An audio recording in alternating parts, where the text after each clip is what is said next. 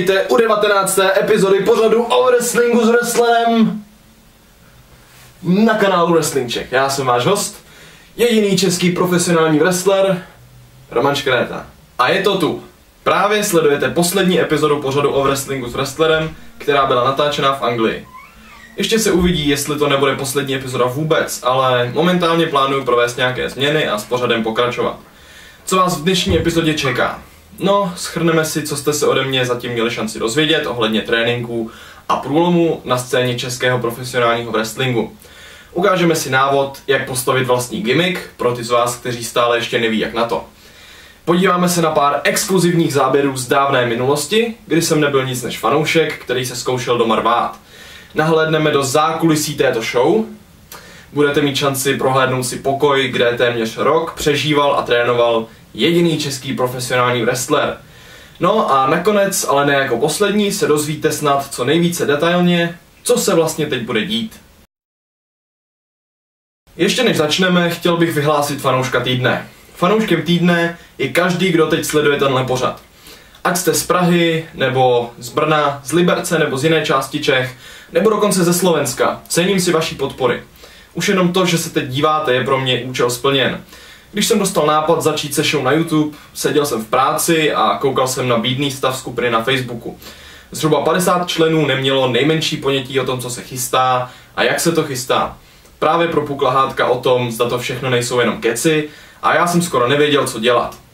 Zpočátku jsem každý týden nebo dva napsal do skupiny příspěvek s aktualizací mého stavu, abych klávesnicové válečníky nějak utišil, ale pochybuju, že to někdo četl. Potom mě ale napadlo, že žijeme ve světě, kde už bohužel moc lidí nečte a spousta dá přednost informacím ve vizuální podobě, oproti těm v podobě psané. A pro distribuci takovýchto informací je ideální YouTube. Před necelým půl rokem jsem se tedy rozhodl začít informovat o svých pokrocích pomocí videa. A vyplatilo se. Po 5 epizodách jsem díky podpoře z Čech přešel na videa v HD kvalitě a teď, po 18 dílech, se počet lidí ve skupině zvýšil o 40-50 lidí. Kvůli neustálým hádkám a egům klávesnicových válečníků sice skupina přijde každý měsíc o pár členů, ale věřím, že ti, co to myslí s wrestlingem vážně, zůstávají. Chci vám tedy poděkovat. Vytrvejte v čekání. Už se blíží ke konci. Ještě chci využít tenhle moment a poděkovat za nekonečnou podporu a důvěru svým rodičům a 2 bráchům. Už mířím domů. Pro případ, že jste poslední půl rok byli na opuštěném ostrově nebo jste odcestovali za prací na Mars, si zrekapitulujeme. Co vlastně tenhle projekt je? Účelem těchto videí a skupiny na Facebooku je upozornit na připravované tréninky profesionálního wrestlingu, které chystám zavést v České republice. Mým cílem už delší dobu je dělat wrestling. Wrestling mě fascinuje v mnoha způsobech. Jednak mi přijde úžasný samotný koncept wrestlingu. Moderní gladiátoři se předvádí publiku v synchronizovaných sekvencích ukazující jednak jejich fyzickou dominanci a jednak jejich neuvěřitelné akrobatické schopnosti.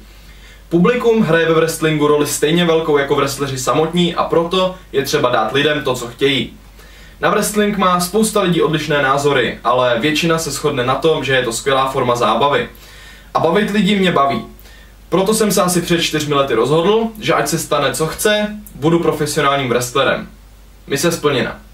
Snažil jsem se zuby nehty prosadit jakýmkoliv způsobem v České republice, ale možnosti tam nejsou příliš velký a jak se ukázalo, chybělo mi mnoho zkušeností. Když se mi podruhé nabídla příležitost jet pracovat do Anglie a já si uvědomil, že je to správná cesta, neváhal jsem a bez přemýšlení se vrhnul vstříc novému světu. Možná díky tomu, že jsem si s tím nedělal hlavu, mi to tak rychle uběhlo a já získal nesmírné množství důležitých zkušeností. Po příjezdu jsem si našel wrestlingovou společnost, která pořádá tréninky a na ty jsem začal pravidelně chodit. Teď, po 9 měsících tréninku, jsem již měl mnoho šancí objevit se na show a začít si tu dělat jméno. Ale moje záměry jsou jinde. Jsem Čech a chci v Česku žít. A věřím, že se mi podaří tento záměr zkombinovat s mým snem a přinést do Čech profesionální wrestling.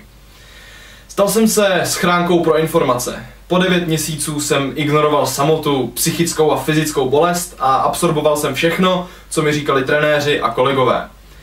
Veškeré wrestlingové zkušenosti, které mi mohli předat, jsem si zapamatoval a brzy je propašuju domů. Tam začnu sám trénovat a předávat zkušenosti. Tam se pokusím otevřít nejprve wrestlingovou školu a poté začít předvádět show. Protože když nepůjde wrestling za mnou, tak si pro něj dojdu. Dojdu si pro něj a přitáhnu ho zpátky sebou. Doufám, že lidí, kteří to ocení, se najde dost na to, aby bylo možné začít s tréninky a abychom byli na správné cestě k tomu dělat pravidelně show jako první česká wrestlingová společnost. Možná si říkáte, a co ring? A co ostatní vybavení? A kde budeme trénovat? Nebo co já vím, co se vám právě honí hlavou. Ale pro případ, že se ptáte na jednu z těchto otázek, tady je vysvětlení. Měl jsem šanci 9 měsíců pozorovat a učit se, jak probíhají wrestlingové tréninky, co je k nim potřeba, jak se staví ring a jak vypadá. Ring je na cestě, ostatní vybavení a prostory seženu po návratu domů, což bude zhruba prostředkem dubna. Jakmile budu mít možnost, začnu propagovat a o trénincích se dozvíte konečně z jiného zdroje než YouTube a Facebook. Pro ty nedočkavé z vás, pokud půjde vše jak předpokládám, trénovat by se mělo začít začátkem května. Pokud máte jakékoliv otázky, něco vám není jasné, chcete se na něco zeptat, tak můžete psát do komentářů pod video, do skupiny na Facebooku, nebo přímo mě jako soukromou zprávu. Vítejte u poslední části minipořadu o gimmicku s wrestlerem. Tento pořad vám přináší Báze. Takže, minule jsme si pověděli, čeho se při tvoření gimmicku držet a čeho se vyvarovat. Dneska vám představím malého průvodce, díky kterému si budete moci bez námahy vytvořit vlastní jednoduchý gimmick. Určitě máte kromě wrestlingu nějaký další zájem. Hraní na kytaru, čtení, kosmetika. Vemte tento zájem a představte si, že se ho snažíte prosadit. Pro vytvoření heel charakteru. Vaše wrestlingová persona bude někdo, kdo má tento zájem a snaží se ho vnutit ostatním wrestlerům a publiku. Můžete chodit s knihami a předčítat divákům nudné pasáže, aby je pak face charakter mohl vysvobodit z útrap. Můžete zneuctívat své protivníky tím, že jim po zápase rozpatláte po obličeji krém Nivea. Jde o jednu jednoduchou věc, kterou na vás diváci budou nesnášet. Přidejte chování. Jako heel si vemte jakoukoliv zápornou lidskou vlastnost a chovejte se tak. Buďte nenávistní, buďte nafoukaný, buďte chamtiví. Donuďte prostě lidi, aby vás neměli rádi a vaše práce je hotová. Pro vytvoření face charakteru postupujte podobně. Vemte si věc, ve které jste dobrý, je ale důležitý, aby v ní byl potenciál zaujmout publikum. Hraní na kytaru nebo žonglování je výborný příklad. Přijdete do ringu s úsměvem a několika míčky. Začnete žonglovat a ukloníte se. Heel se vás třeba pokusí napodobit, ale nejde mu to a jasně se ukáže, že jste lepší. Publikum dostanete na svoji stranu a máte vyhráno. Přidejte úsměv, vtipný hlášky a potupování protivníků a máte vyhráno. Wrestling je ve své podstatě nesmírně jednoduchý sport, jenom je potřeba mít v tom zkušenost a dostat se do jakési zóny, ve které jste prostě někdo jiný. Po pár trénincích začnete všechno chápat a gimmick se začne vyvíjet sám. Takhle ale můžete začít, abyste se měli o co opřít. Poslední otázka týdne z Anglie. Splnilo o wrestlingu s wrestlerem svůj účel? Přineslo vám informace, které jste hledali? Dozvěděli jste se to, co jste se chtěli dozvědět? A hlavně, plánujete se zapojit do české wrestlingové scény a začít chodit na tréninky? Okomentujte video, já vám to ještě jednou připomenu na konci, ale ujistěte se, že odpovíte a zhodnotíte. Díky. Posledním písmenem, které probereme z Anglie, by bylo Ch. Ale jelikož wrestling nemá původ v Čechách, nebudeme se držet české abecedy a přeskočíme rovnou na měkké I. A nepodíváme se na pohyb nebo submission, ale rovnou na sekvenci. International. International, neboli mezinárodní sekvence, je klasická rychlá sekvence pro začátek zápasu.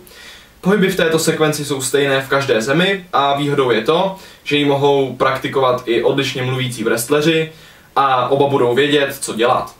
Sekvence začíná side headlockem, jde se do provazů, na druhou stranu a shoulder block, potom sleep, leapfrog a hip toss. To vám asi teď nemusí dávat smysl, ale věřte, že po pár trénincích pro vás mezinárodní sekvence bude hračkou a výrazy, který jsem teďka použil, budete používat taky. Mezinárodní sekvenci bychom měli probrat při prvním měsíci tréninku, ale trénovat ji budeme neustále, aby to pro vás byla rutina.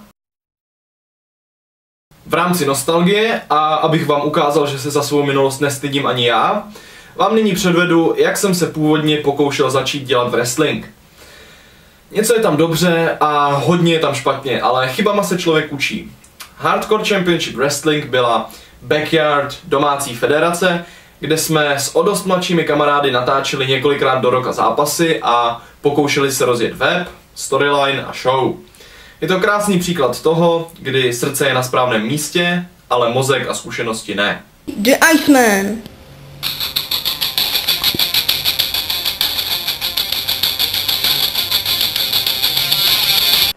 A druhý Extreme Champion The Iceman. Iceman.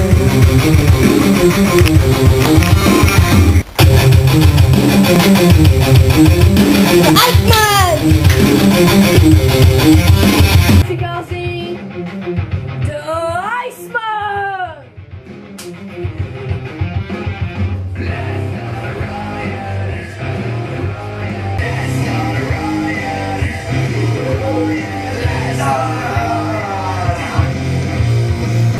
No, Iceman.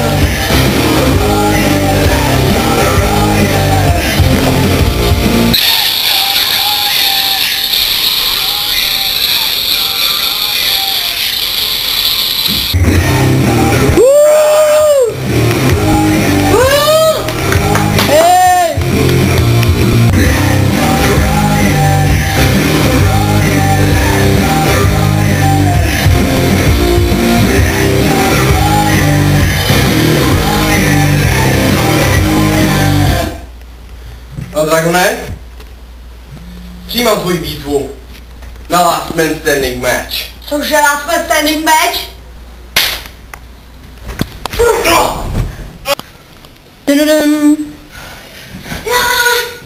Že? Že? Ano. Možná někde jinde než Nechci! Kohoře! Jestli Dragon neuhne, je mrtvý! 10 count! Ty kráso! To byl Slam! Ej, máš! Tyčí!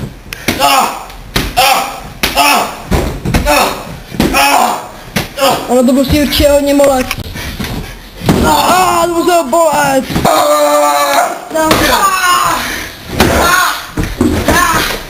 Jsme se našli. No, co pak, Iceman?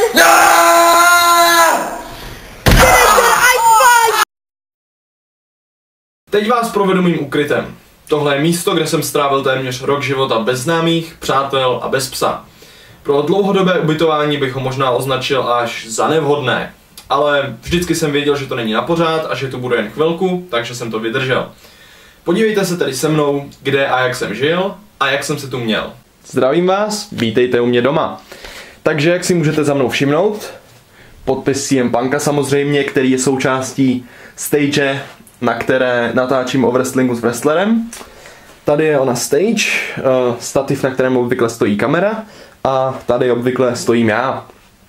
Napravo ode mě je tedy televize, která už dlouho nebyla zapnutá a proto slouží jenom jako výstavka pro pohledy, které jsem dostal od babičky a od tedy k Vánocům. Tady pár věcí, samozřejmě kalendář, kde škrtám dny a kde škrtám týdny a spousta dalších blbostí, který nevím, kam jinam bych dal. Knížka. Tady máme krabici, ve které plánuju převést pár věcí, které u nás neprodávají, abych měl vzpomínku. Tak, dále máme tady kufry, jelikož už mám skoro napůl zabalíno, protože se brzy chystám domů. Tady máme kytaru, jelikož jsem vášnivý kytarista. Tady nějaký prášky na klouby a různá podpora, shaker na proteiny, ano. A tady už máme postel, která zabírá asi polovinu prostoru v tomhle pokoji. a kde spím a zabavuju se na notebooku, jelikož tu nemám židli, nebo mám tady židli, ale neměl bych kam dát notebook. Tady je můj věrný notebook, který už jenom čeká na to, až do něj zapojím kameru a sestříhám nejnovější epizodu, na kterou se právě teďka díváte. Tady nejvíc nenáviděná věc z celého pokoje. Budík, který mě vždycky budí, když musím do práce. A takhle velký je ten pokoj. Nevím, jak přesná představa to zhruba bude, ale věřte tomu, že to nějak extra velký není a nechtěli byste tu žít delší dobu. Ale je to celkem v pohodě, docela jsem si na to zvyknul, ale jsem rád, že odsud za chvilku vypadnu. Pro ty z vás, pokud někdo takový existuje, kteří se považují za fanatické fanoušky o wrestlingu s wrestlerem a českého wrestlingu, což jsem prozatím já, mám exkluzivní informace. Můj příjezd do České republiky se uskuteční 15. dubna. Konkrétně v 6 hodin 30 minut ranního času přijedu na autobusové nádraží v Praze na Florenci. Pokud byste měli neutuchající touhu mě přijet přivítat a poznat, rád rozdám pár autogramů. Jelikož poslední dny mého pobytu v Anglii jsou obzvlášť hektické a stresující, dovolím si po příjezdu vzít týden až 2 dovolené, při které omezím pracovní činnost na minimum a budu hlavně relaxovat, obnovovat staré známosti a navazovat nové. Jakmile bude dostupné přesné datum konání prvního tréninku, dozvíte se o tom prostřednictvím nového dílu této show, skupiny na Facebooku a webových stránek, které snad uvedu do provozu někdy v průběhu dubna. To je ode mě prozatím všechno, budu se těšit, až se s vámi setkám na tréninku nebo i jinak. Nezapomeňte kliknout na líbí se, okomentovat tohle video, přihlásit se k odběru. Odpovězte na otázku týdne, přidejte se do skupiny na Facebooku, která bude teď asi měsíc jediným zdrojem informací a určitě byste nechtěli zmeškat něco důležitého. Těšte se na první trénink, z Anglie se s vámi loučí jediný český profesionální wrestler, Roman Škréta.